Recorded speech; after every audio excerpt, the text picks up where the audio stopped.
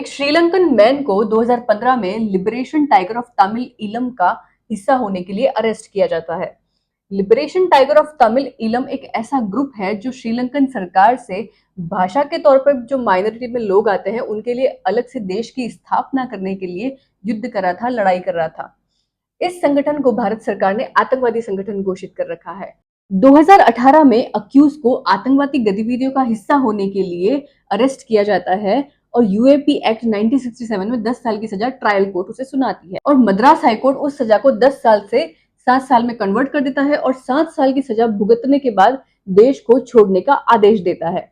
Accused जो refugee camp में बंद है और सीधा सुप्रीम कोर्ट को अप्रोच करता है कि उसे देश से ना निकाला जाए। अगर वो देश से निकल जाता है और श्रीलंका वापस जाता है तो उसकी जान को खतरा हो सकता है, वो वहां सुरक्षित नहीं रहेगा।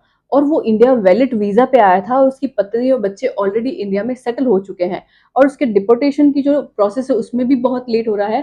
तो आप प्लीज इन ऑर्डर्स पे रोक लगाइए और मुझे देश से मत निकालिए। सुप्रीम कोर्ट इस प्ली को रिजेक्ट कर देता है और कहता है कि भारत कोई धर्मशाला नहीं है जो वो हर विदेशी नागरिकों का स्वागत करता रहेगा।